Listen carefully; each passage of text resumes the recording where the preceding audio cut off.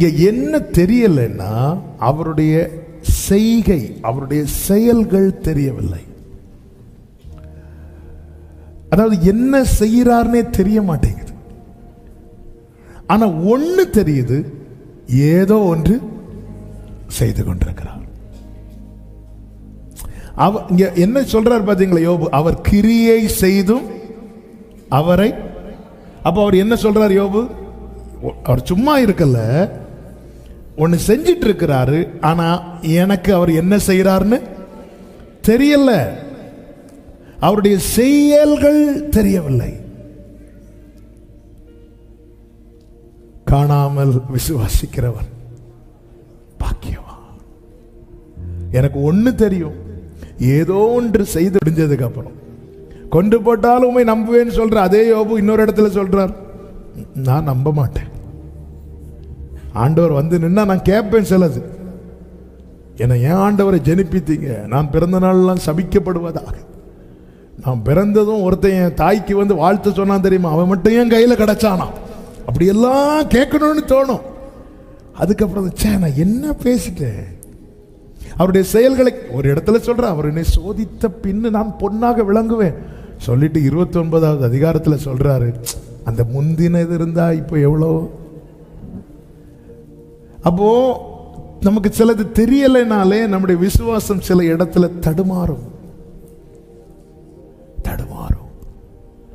ஆனாலும் கர்த்தரோ வென்றால். அந்த வசனத்தை வாசிங்க, யோபு 23வது அதிகாரம் 13. அவரோ வென்றால் ஒரே மனமாய் இருக்கிறார். இந்த வார்த்தை கவனி, ஒரே மனமாய் இருக்கிறார். அவரை திருப்பத்தக்கவன் யார்? அவருடைய சித்தத்தின்படி அவருடைய சித்தத்தின்படி எல்லாம் செய்வார். அதாவது ஆண்டவருடைய குவாலிட்டி என்ன தெரியுமா? கவனிங்க, அவர் ஒரு செய்ய உக்காந்துட்டார்னா சுத்தி என்ன நடக்குன்னு அவர் மைண்டுக்குள்ளே கொண்டு வர மாட்டார். செஞ்சுட்டே இருப்பார். ஒரு கூனியாகிய ஸ்திரீ ஆலயத்துக்கு வரா, இயேசு பார்க்கிறா, அவளை விடுதலை ஆக்கணும். இந்த இடத்துல விடுதலை பண்ண பிரச்சனையாகும், ஏன்னா ஓய்வு நாள். ஏற்கனவே அவர் மேல அவ்வளோ கோபத்தில் இருக்கிறாங்க. ஆனா அவர் ஒன்று செய்யணும்னு நினைச்சிட்டார். பாத்தீங்களா, அவர் செய்கிறார். சுத்தி இருக்கிறோம் என்ன பேசட்டு என்ன செய்யட்டும் மைண்ட் பண்ணவே இல்லை. ஆலயத்தில் ஒரு ஓய்வு நாள் சூம்பின கை உடையவன் இருக்கிறான். சுத்தி இருக்கிறவங்க பார்த்துட்டு இருக்கிறாங்க, இவனை ஏதாவது செய்யட்டும், பிரச்சனை பண்றதுக்குன்னே இருக்கிறாங்க. அவர் மனசு வச்சுட்டார், என்ன இவன் கையை குணமாக்கணும், செஞ்சுட்டார். அவரை வென்றால் ஒரே மனதா இருக்கிறார். எரிகோவுக்கு நடந்து போயிட்டு இருக்கிறார், ஜனங்க கூட வராங்க, சகை மரத்து மேல உட்கார்ந்து இருக்கிறான். இந்த இடத்துல சகையை கூட்டு வீட்டுக்கு போனா பிரச்சனை ஆயிரும், ஜனங்க தப்பா நினைப்பாங்க. மைண்ட் பண்ணவே இல்லை.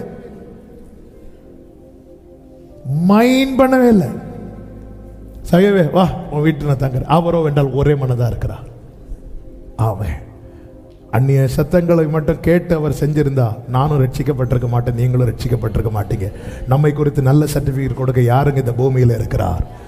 ஆமே, நம்மை குறித்து குற்றப்படுத்த பிசாசானவன் வந்து நிற்கும் போது கூட கர்த்தர் அவனை கடிந்து அப்புறப்படுத்தி அக்கினி நின்று நம்மை தப்பு வைத்த அவருடைய மகா பெரிய அன்புக்காக ஸ்தோத்திரம்.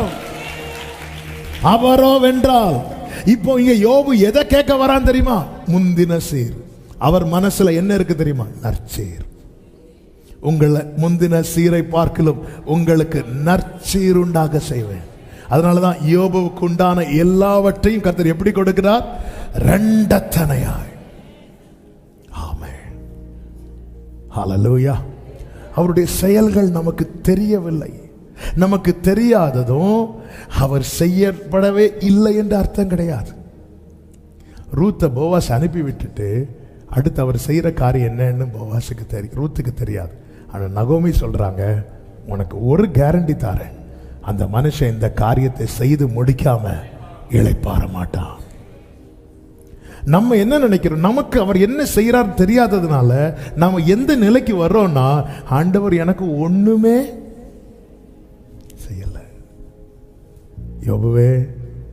யோபு சொல்றார், என்னை பராமரித்து என் ஆவியை காப்பாடு. எனக்கு இப்போ ஒண்ணு தெரியும், எனக்கு தெரிஞ்சது என் ஜீவனை காப்பாற்றுறார், எனக்கு தெரியாதது நிறைய செய்து கொண்டிருக்கிறார். ஆமென். நாம் எப்படிங்க இருக்கோம்? அதாவது வீட்டில் இருக்கிற பிள்ளைங்க எல்லாம் இறந்துட்டாங்க. எந்த மனுஷன் உயிர் வாழ விரும்புவோம்? எந்த மனுஷன் அங்கே விரும்புவோம்? இல்லை, ஒரு பெரிய இழப்ப குடும்பத்தில் சந்திச்சுட்டு ஒரு மனுஷன் உயிர் வாழ விளம்புவான்.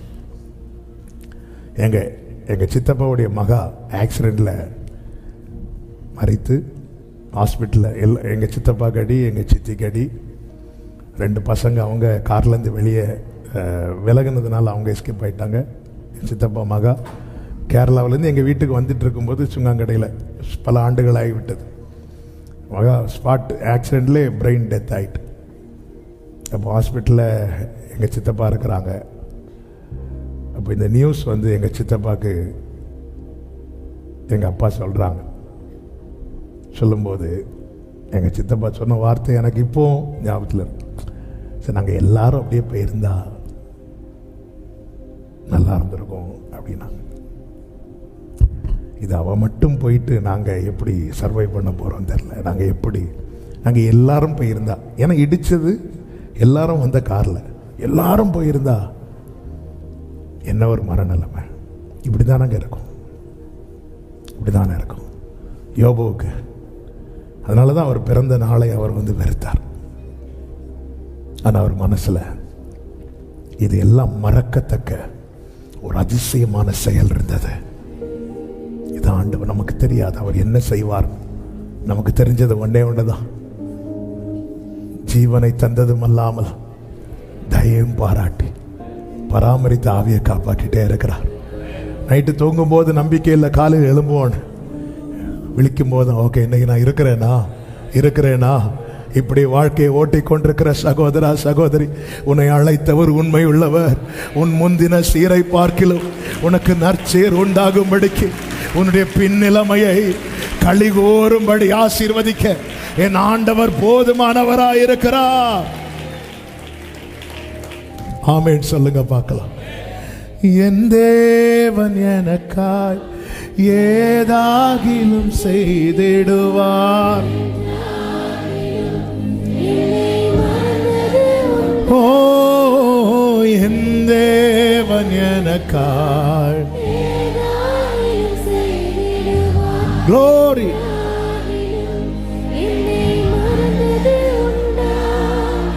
கிரகிக்க முடியாது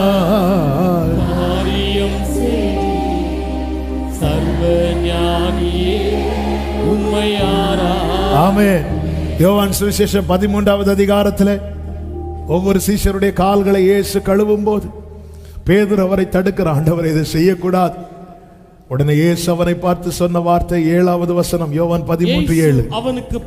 இயேசு அவனுக்கு பிரதியுத்தரமாக, நான் செய்கிறது இன்னதென்று இப்பொழுது நீ அறியாய், இனிமேல் அறிவாய். கைகளை உயர்த்தி ஆமென் சொல்லுங்க பார்க்கலாம். அவர் செய்யவே இல்லைன்னு கிடையாது சகோதரி, அவர் ஒண்ணுமே செய்யலன்னு கிடையாது சகோதரா. நமக்கு தெரியல ஆனா அவர் செய்கிறார். ஆமென் சொல்லுங்க. என் தேவன் எனக்கா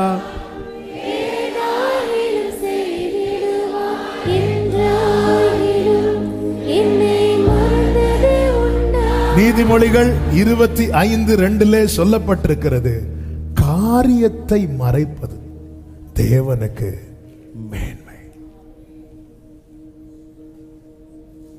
அடுத்த வார்த்தை காரியத்தை கண்டுபிடிப்பதோ என்றல்ல, ஆராய்வதோ. நீ அதை ஆராய்ந்து பார். எப்படி ஆராய்ந்து பார்க்கணும்? பூர்வ நாட்களை நினைக்கணும், முற்பிதாக்களுக்கு செய்ததை நினைக்கணும். காரியத்தை அவர் மறைச்சு வச்சுதான் செய்வார். உபாகம் 29:29 முதல் பகுதியில் சொல்லப்பட்டிருக்கிறது, மறைவானவைகள் நம்முடைய தேவனாகிய கர்த்தருக்கே உரியவைகள். அதன் அர்த்தம் என்ன? நீ ஒன்னும் மறைச்சிடாத அவர்கிட்ட. ஆமென். நம்ம நிறைய மறைப்போம் அவர்கிட்ட. நீ யாரு? நான் ஏசா வந்திருக்கிறேன். இங்கவா, உன் பேர் என்ன? ஆண்டவரே யாக்கோபு. சத்தமா சொல்லு. சத்தமா சொன்ன கேட்டுரும். யாக்கோபு. ஆமென். அவர்கிட்ட நம்ம மறைக்க கூடாது. ஆனா அவர் சிலவற்றை மறைத்து வைக்க காரணம் உண்டு. அதில் ஒரு காரணம் என்ன தெரியுமா? நமக்கு விளங்காது. ஏன்னா ஆண்டவருடைய வார்த்தையே எப்படிப்பட்டதான், நீ அறியாததும். அங்கேயே ஆஃப் ஆயாச்சு. ரைட். ஆனா நான் என்ன பண்ணணும்? அதை நம்பணும். உன் சந்ததி கடற்கரை மணலத்தனையா இருக்குன்னு சொன்னா நான் என்ன செய்யணும்? நம்பணும். உன் வானத்து நட்சத்திரத்தை போல உன் சந்ததியை பெருக பண்ணுவேன்னு சொன்னா நான் என்ன செய்யணும்? நீ காற்றையும் காண மாட்டாய், மழையும் காண மாட்டாய், ஆனா தேவையான தண்ணீர் உண்டாகுன்னு சொன்னா நான் என்ன செய்யணும்? நம்பணும். காற்று வந்தாதான் ஆண்டவர் எனக்காக ஏதோ செய்யறார் நான் நம்புவேன். இல்ல, காற்று வராது, ஆனா நீ நம்பணும். அவர் ஏதோ ஒன்று செய்யறார், ஏதோ ஒன்று செய்யறார்.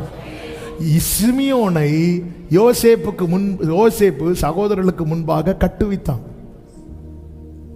ஆனா இது அவங்க கண்களுக்கு முன்னாக நடக்குது.